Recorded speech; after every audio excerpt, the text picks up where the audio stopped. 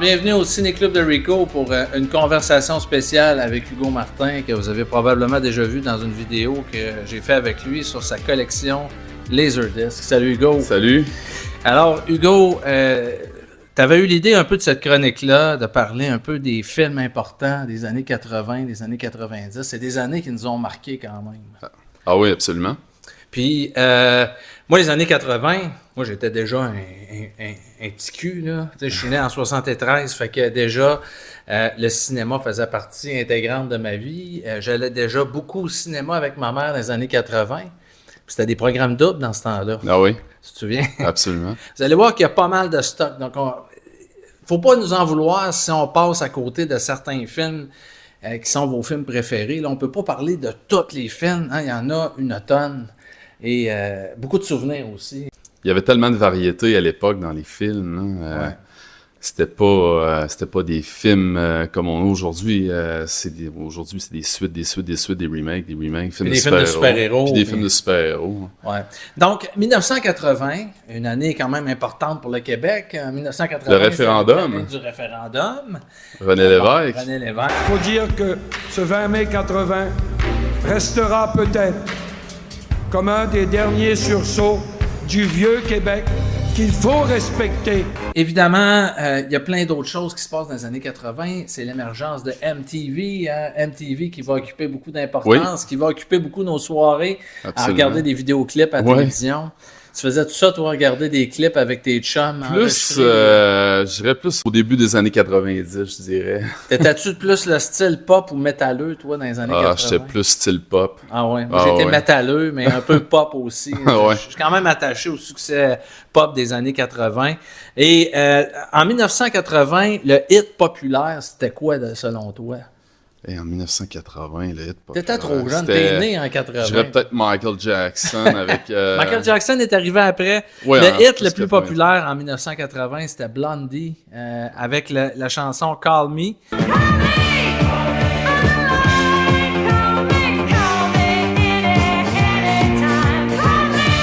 C'était une chanson qui était une chanson de film. C'était la chanson du film American Gigolo. Oui, avec Richard Gere, tourné par Paul Schrader, qui est sorti en 80. Qui avait été produit par Jerry Bruckheimer, je pense aussi. Oui, c'est dans ses premiers... on est au début de la carrière de Bruckheimer, dans ses premiers projets.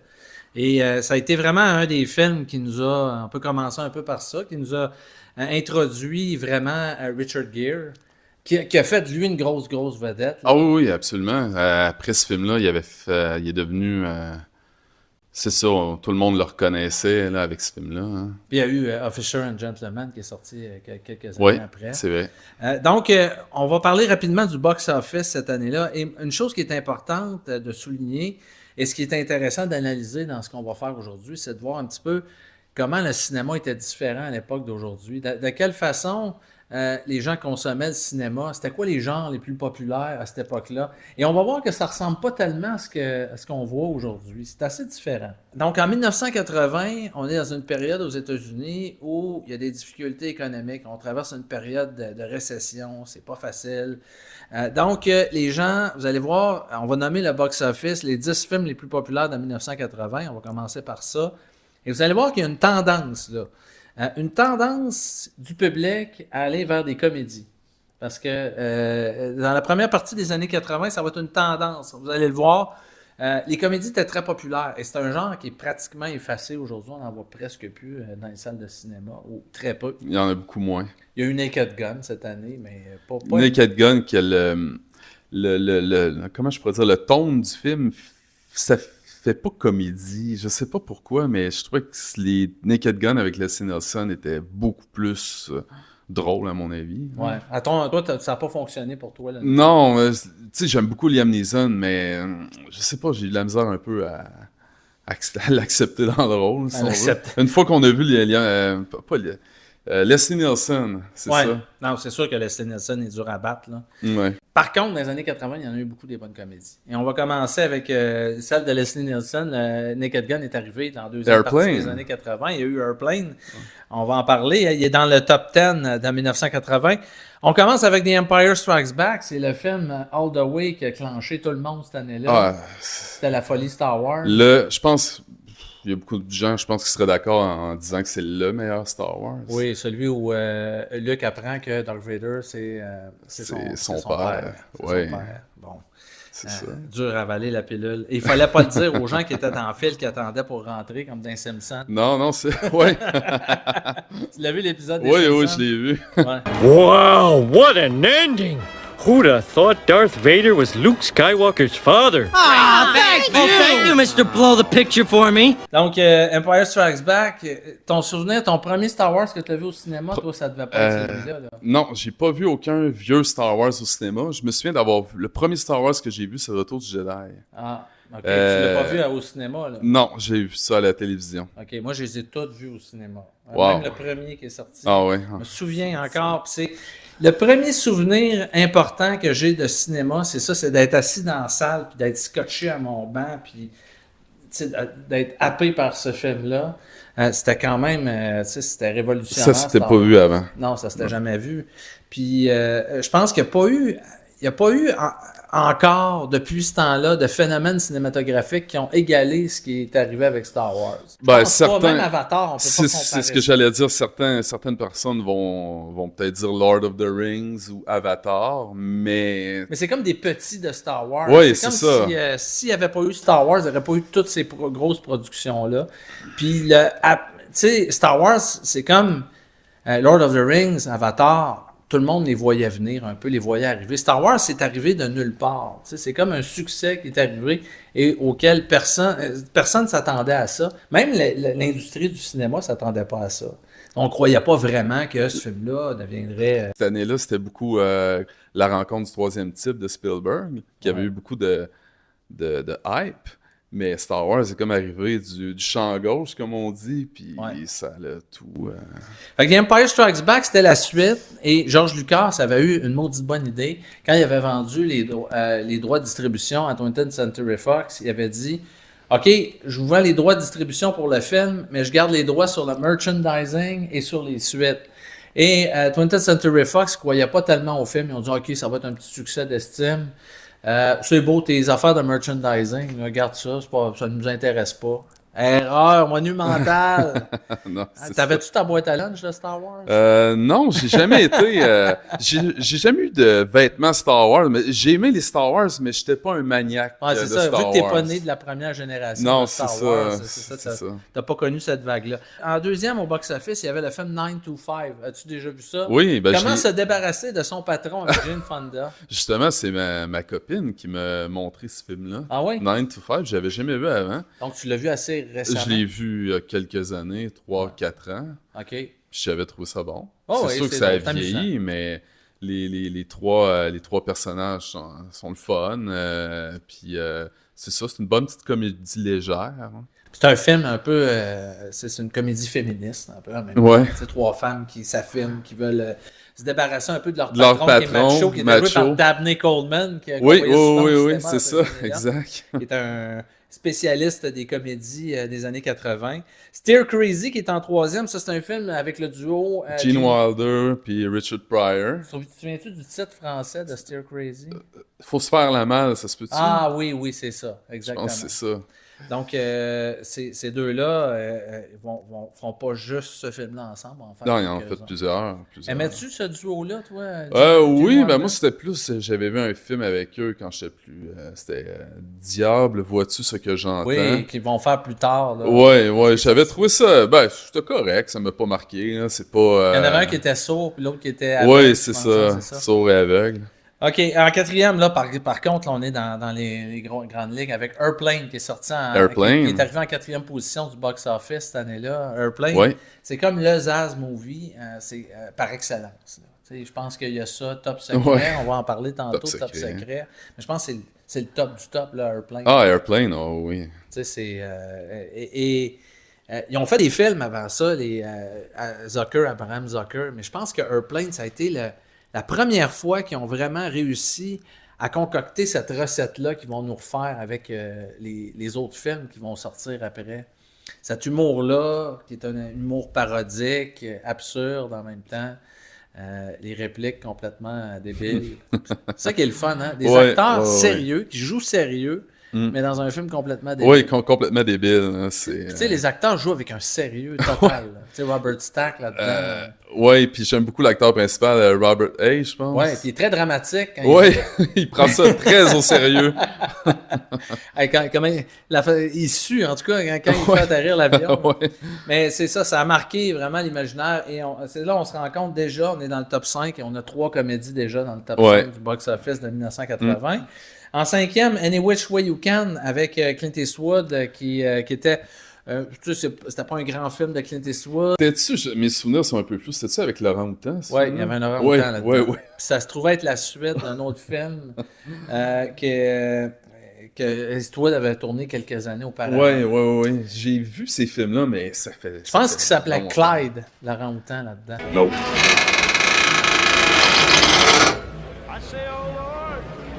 Like Clyde's getting a little rowdy.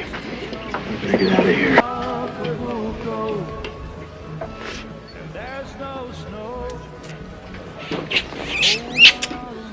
Si je me souviens bien, c'était Clyde, il me semble. Et c'était une des vedettes du film, Laurent-outan, de Any Which Way You Can.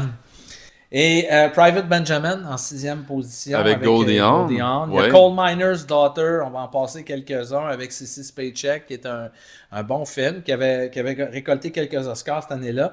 Smokey and the Bandits 2. Alors, Burt Reynolds est encore populaire au box-office. Ben oui, apparemment.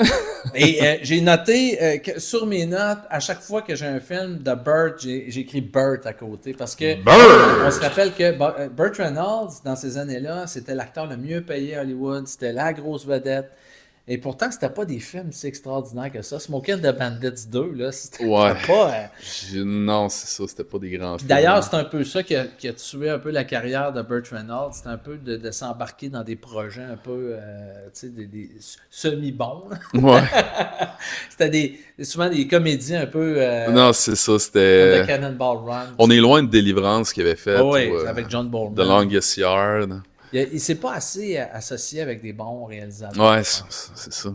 The Blue Lagoon, hein, qui... Lagon bleu. On peut dire ce qu'on voudra de The Blue Lagoon, mais Blue Shield en petite tenue... Ouais. Hein, pour moi qui était un jeune adolescent, c'était quelque chose. Hein. Ben moi, j'étais trop jeune. Je l'ai vu beaucoup plus tard, mais j'avais beaucoup aimé le retour au Lagon bleu avec Mila Jovovich. Ouais, ben oui. Qui était... C'était un peu... Qui n'était pas piqué des verres non plus. C'est ça. J'avais trouvé... j'avais le béguin pour elle quand j'étais jeune. Là, puis, comment ne pas l'avoir? Non, c'est ça.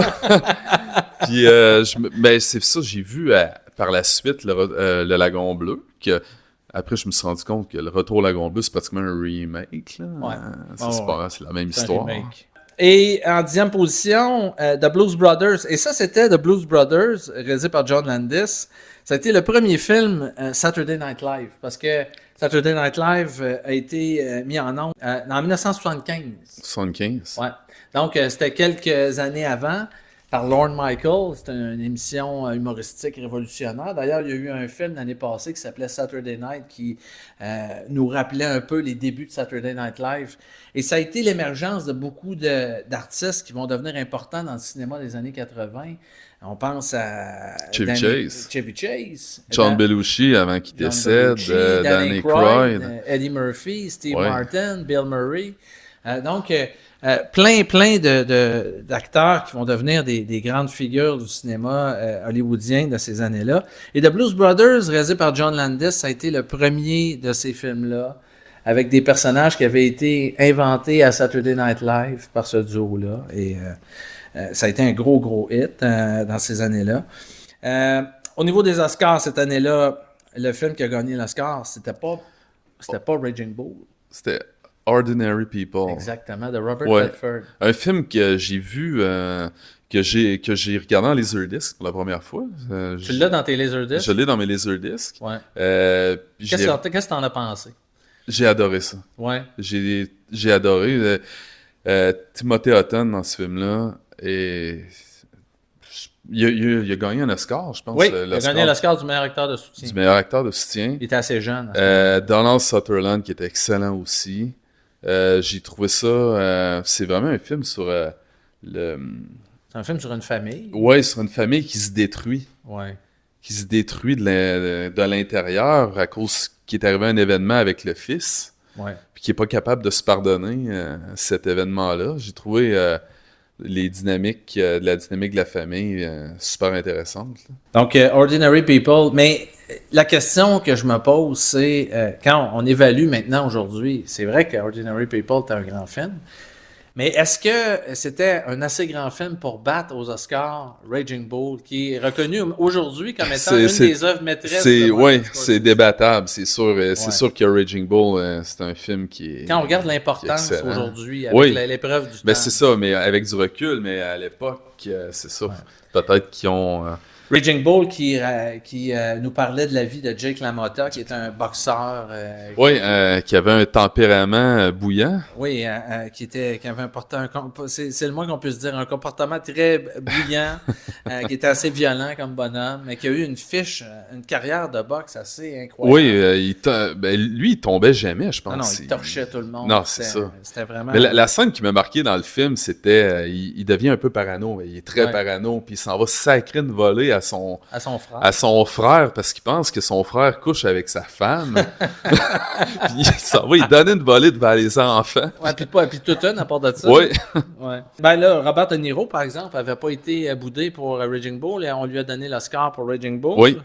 Il avait déjà été nominé quelques fois, je pense, pour Taxi Driver, pour The Deer Hunter. L'année d'avant. Cissy Spacek avait gagné pour Coal Miner's Daughter et Robert Redford avait eu l'Oscar du meilleur réalisateur. On avait boudé Martin Scorsese. Bon, l'histoire est faite, ça donne rien de revenir là-dessus.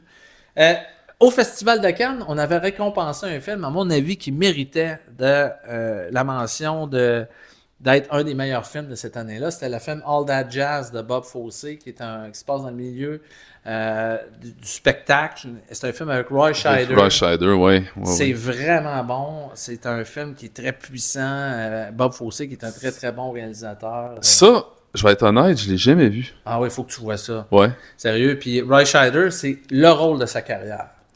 Plus que Jaws? Ah oui, plus que Jaws, parce que Jaws, il fait partie un peu de l'ensemble. Ouais, ok, Jaws, c'est l'acteur principal. Le film comme tel est iconique, là, on ne reviendra pas là-dessus, mais en tant que rôle, si on prend rôle pour rôle, là, son rôle, à mon avis, le plus grand rôle qu'il a joué, c'est dans All That Jazz. Parce qu'il fait un directeur d'une troupe dans un spectacle musical.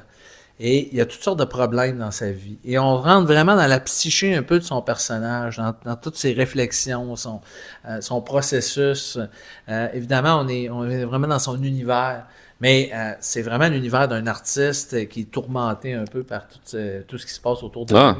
Non, c'est vraiment intéressant, All That Jazz. C'est un super de bon film. Et sur le show business, et sur les gens qui sont à la tête de gros spectacles ou de choses comme ça. On voit toute la pression qu'ils peuvent avoir aussi, d'avoir des spectacles comme ça.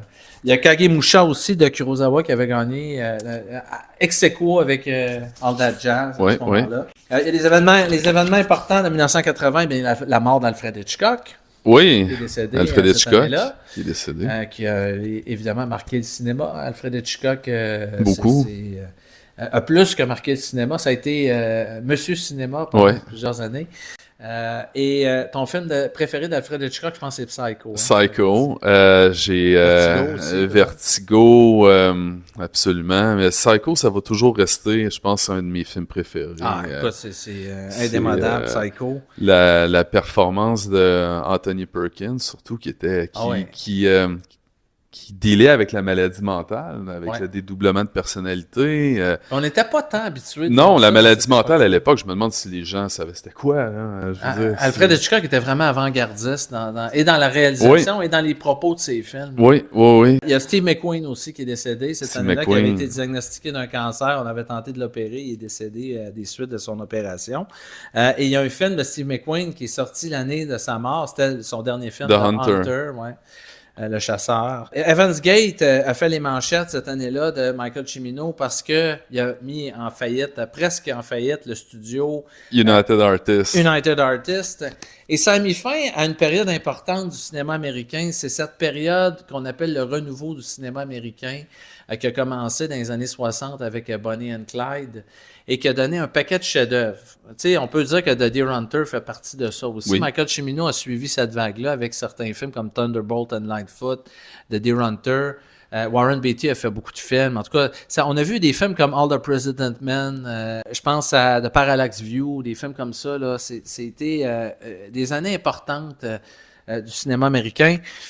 Et Evans Gate va mettre fin un peu à ça. Parce que Michael Cimino avait tourné un grand film, un grand déploiement, un western. Il y avait eu beaucoup de moyens. Ça me fait penser un peu à Stanley Kubrick, parce que Michael Cimino, c'est quelqu'un de très perfectionniste. Ouais. Puis pendant le tournage d'Evans Gate, moi, ce que j'ai lu, c'est qu'il perdait des journées à refaire des décors, replacer les gens pour les... Oui, il a fait défaire des décors. Défaire des décors, refaire des décors. Ouais. Puis ça a donné quand même un très grand film. Il faut le voir dans la version 220 minutes qui a été remontée en 2012. Je pense Criterion. on l'a remis avec l'édition Criterion. Mais c'est un film que j'ai revisité à quelques occasions et c'est tourné dans le style un peu des films de John Ford, de Howard Hawks. Et on n'était plus habitué à ça. Quand le film est sorti, c'était des films comme Star Wars, comme Raiders of the Lost Ark. C'est ça, le public avait changé de genre ou je sais pas. Le western était vraiment sur le déclin à ce moment-là. Puis je pense que c'est ce qui a nuit à la performance du film au box-office. Dans les autres films marquants de cette année-là, il y en a eu plusieurs. The Shining, de Stanley Kubrick. Shining. On ne peut pas passer sous silence. Non, The Shining, c'est... La première fois que j'ai vu ce film-là, ça m'a traumatisé. Hein. Surtout la scène... Avec les petites filles? Avec les petites filles dans le corridor. Puis Jack Nicholson qu'on voit... On dirait qu'il y a comme une transformation mentale dans le film. Des fois, il se regarde dans le miroir, puis là, on dirait qu'il parle à une autre personne, une autre puis, version de lui-même. On voit qu'il n'est pas heureux dans son ménage. Là. Puis on dirait que l'hôtel... je sais pas si l'hôtel lui parle, mais il devient complètement une autre personne. On sent qu'il est vivant. On sent qu'elle est vivante, cet hôtel-là. Tu sais, puis et on sent qu'il y a c'est comme une entité, l'hôtel. Ouais. Puis il y a tellement des scènes fortes. La fameuse scène qu'ils mettaient dans la bande-annonce, on voit le sang qui pisse, les portes d'ascenseur qui ouvrent, et on voit des geysers de sang. On comprend avec la scène du début que l'hôtel fait ce genre de choses-là à un autre concierge qui était là avant Jack Nicholson. Dans le sens, lui qui était Grady, qui était avant Jack Nicholson, ça finit que Jack Nicholson fait exactement ce que l'autre a fait avant lui.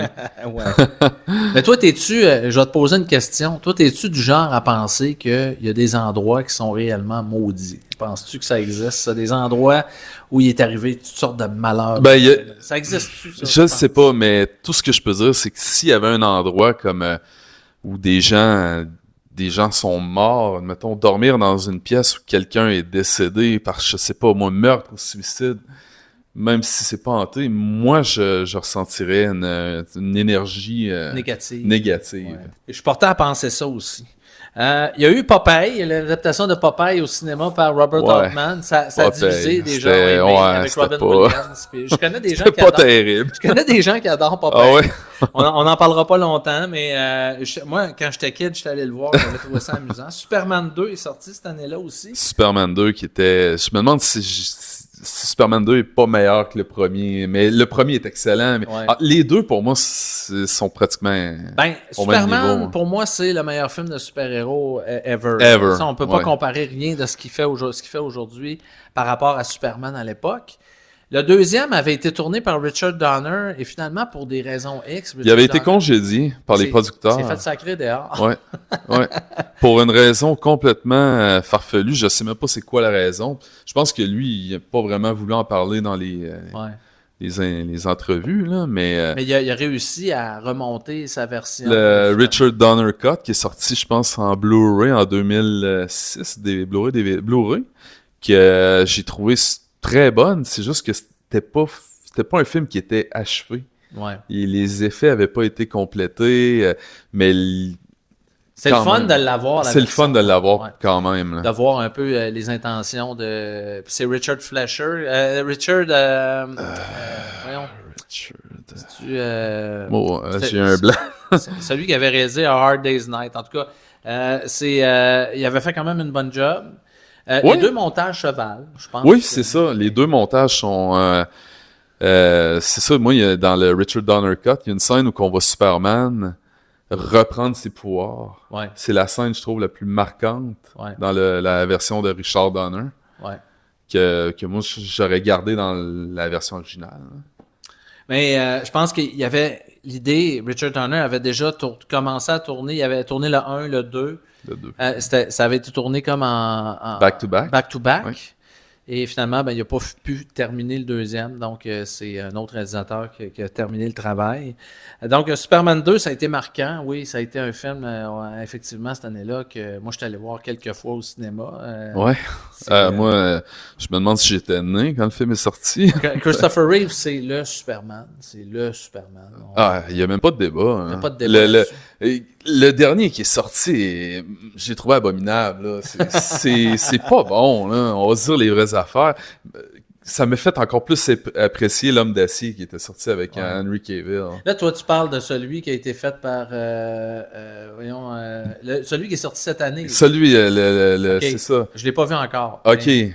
Ben, regarde, moi, j'ai pas aimé ça, mais c'est sûr qu'il doit y avoir un public qui a adoré. Là, je pense que c'est fait vraiment pour adapter plus pour le public d'aujourd'hui, qui veut avoir vraiment... tu sais, là, on se contente plus d'avoir Superman, ça nous prend le Green Lantern, ça nous prend un paquet de héros. Ça m'a donné une migraine après la façon dont la cinématographie du film... La photographie, j'avais mal à la tête après 15-20 minutes. Puis il y en a qui ont critiqué un peu les effets spéciaux aussi, qui disaient que c'était une surenchère d'effets spéciaux à moitié finie. OK, on va passer à d'autres choses parce que, écoute, on a du stock à voir. Dans les comédies, évidemment, il y a eu Caddyshack qui est sorti cette année-là avec Chevy Chase qui se passait sur un terrain de golf. Il y a eu Friday the 13th, la fameuse série d'horreur qui a vu son premier film sortir au cinéma. Il va y avoir un paquet de suites. Friday the 13th. Dans le premier film, évidemment, c'était pas encore Jason qui était le tueur, c'était la maman. La maman, ouais. Ça a marqué quand même. Il y a eu quelques bons films d'animation. Le Roi et l'Oiseau, qui a été très populaire. Le Chaînon manquant. J'ai vu ça à l'époque. C'est un peu vulgaire comme film, mais c'est amusant. Cruising de William Friedkin. Qui est sorti avec Al Pacino que j'ai aimé. J'ai trouvé que c'est un bon suspense. C'est Al Pacino qui fait un policier. Il va undercover dans les discothèques gays pour essayer de trouver un assassin qui s'en prend aux homosexuels. Puis c'est des milieux qui sont trash un peu. Là. C'est pas les discothèques gays là, les plus communes. Là. C'est vraiment des places où il se passe des affaires un peu... tu sais, les fameux bars où on voit du monde habillé en cuir. Bref, mais c'était vraiment intéressant comme intrigue. C'était bien fait. La cinématographie du film était parfaite. Al Pacino était très bon, comme toujours. Il y a un petit film français, moi, qui est sorti cette année-là, dont je veux parler, que j'ai souvent écouté avec mes filles. C'est un film qui nous avait introduit Sophie Marceau. C'était le film La Boum. La Boum, ben oui. Moi, j'adore ce film-là. La Boum, un autre film que ma blonde m'a fait découvrir. C'est tellement le fun comme film. Puis c'est tellement représentatif de la jeunesse de cette époque-là. Et on avait vraiment l'impression de voir à l'écran des vraies réactions d'adolescentes et d'adolescents. Tu sais, la jeune fille qui veut rencontrer un garçon. Puis, c'était... Avant les médias sociaux. Avant les médias sociaux. C'est très représentatif aussi de cette époque-là. Tu sais, moi, quand je regarde La Boum, tu sais, ça me rappelle un peu des souvenirs. Donc, c'est un film que j'avais beaucoup aimé. Il y a eu le fameux film Cannibal Holocaust qui est sorti, qui avait fait les manchettes parce que les gens pensaient que le réalisateur avait fait tuer pour de vrai ses acteurs. Je mélange celui-là avec Cannibal Ferox. Cannibal Holocaust, c'est un found footage movie. On retrouve comme des bobines d'une équipe qui sont allés faire un documentaire sur les cannibales en Amazonie. Ils se sont fait tuer, ils ont retrouvé les bobines et à travers le film, on revoit un peu les atrocités que notamment l'équipe de tournage a fait. On voit que c'est finalement les méchants du film, c'était pas les cannibales. Les cannibales, effectivement, parce que ils bouffent des êtres humains, mais disons qu'ils n'ont pas cherché leur sort. Là, donc, ça avait vraiment fait les manchettes. Atlantic City de Louis Malle avait été vraiment un avec Burt Lancaster. Très bon film. Tourné par, je pense, avec des financements canadiens, ça, Atlantic City. C'est un film canadien. avec Susan Sarandon également, qui est là-dedans. Il y avait eu The Fog de John Carpenter, Elephant Man, David Lynch. Ben oui, David Lynch, après ce film-là, comment je pourrais dire, il est devenu en demande beaucoup plus. Il avait fait Eraserhead avant, je pense. Puis Elephant Man, c'est un film qui était très troublant, mais superbement bien acté. Je pense que c'est John Hurt qui faisait l'homme éléphant. Anthony Hopkins, c'était un super de bon film. Tu peux pas t'imaginer un duo, meilleur duo que ça à l'écran. C'était vraiment touchant comme film, basé sur l'histoire de M. Merrick, qui était le vrai homme éléphant. Donc, c'est son histoire qu'on raconte à l'écran. Un film qui était très touchant. Il y a eu l'incroyable homme puma. Oh my God. Oui, je t'appelle. Non, j'ai vu sur YouTube l'homme puma, la façon dont il essayait de voler. À l'envers, c'était horrible. La même grosseur que l'hélicoptère qui est à côté de lui. Ça, c'est le genre de film là que je me demande si ça peut pas brûler les cellules au cerveau tellement que c'est mauvais. Ouais, mais en même temps, c'est tellement mauvais que ça en devient bon. Tu t'écoutes ça un soir avec des amis. Ouais. Tu passes une belle soirée. Évidemment, il y a eu le film Maniac de William Lustig et il y a eu un excellent film anglais qui est sorti. Si tu l'as pas vu, là, c'est un des meilleurs films de gangsters de tous les temps. Ça s'appelle The Long Good Friday de John Mackenzie avec Bob Hoskins. Oui, j'ai vu ça, mais je m'en rappelle plus, ça fait trop longtemps. Bob Hoskins, là, il joue un des meilleurs rôles, c'est une des meilleures performances d'acteur que j'ai vu là-dedans. Ben, moi, Bob Hoskins, dans Roger Rabbit, sais-tu comment ma jeune fille, à un moment donné, je l'avais le DVD, juste une anecdote comme ça. Ouais. J'avais le DVD chez nous, puis quand ma première fille était jeune, elle aimait ce film-là. Puis à un moment donné, elle m'avait dit, papa, tu peux-tu me mettre Roger Labitte? J'ai déjà entendu ça. Donc, Roger Labitte. Oui, il était excellent dans Roger Labitte. Ah, Seigneur. Ouais, Bob Hoskins. Non, vraiment, parce qu'il jouait tout seul. C'est lui qui nous vend le film, là. Ah, c'est un excellent acteur qui est... Moi, je trouve qu'on n'en parle pas assez souvent dans la conversation. Un acteur sous-estimé, je pense. Ouais. Ah, moi, je l'adore. Puis dans The Long Good Friday, il joue un gangster qui est dans la tourmente un peu. Et c'est vraiment bon, là, ce film-là. Je pense que ça s'appelle, en français, c'est Raquette... du sang sur la Tamise ou une affaire comme ça. En tout cas, c'est vraiment excellent. Je serais dû pour un revisionnement. Oui, c'est vraiment un film à voir. Et on va mentionner également Dress to Kill de Brian De Palma, qui est un genre de giallo américain, là, qui est vraiment excellent aussi. Donc, c'était 1980, donc on a quand même réussi à faire un bon survol de cette année-là. Ça a été une année quand même importante pour le cinéma. Des années où on a vu vraiment commencer à avoir des nouvelles franchises prendre d'assaut les salles de cinéma. Et ça va être le cas, on va le voir dans les années qui vont suivre. Beaucoup de suites qui vont sortir de films populaires. Ça va devenir vraiment le mantra un peu d'Hollywood de faire des suites populaires à des films, des gros succès. Et il va y avoir beaucoup de ces gros films-là qui vont émerger dans les années 80. Donc, c'était l'année 1980. Look at them yo-yos, that's the way you do it. You play the guitar on the MTV. That ain't working, that's the way you do it. Money for nothing and your chicks for free. Now that ain't working, that's the way you do it. Let me tell you, them guys ain't dumb. Maybe get a pistol on your little finger. Maybe get a blister on your thumb. We got to install microwave ovens, custom kitchen deliveries. We got to move these refrigerators. We got to move these color TVs. The little faggot with the earring and the makeup. Yeah, buddy, that's his own hair. The little faggot got his own jet airplane. The little faggot, he's a millionaire. We got to install microwave oven, custom kitchen deliveries. We got to move these refrigerators. We got to move these color TVs.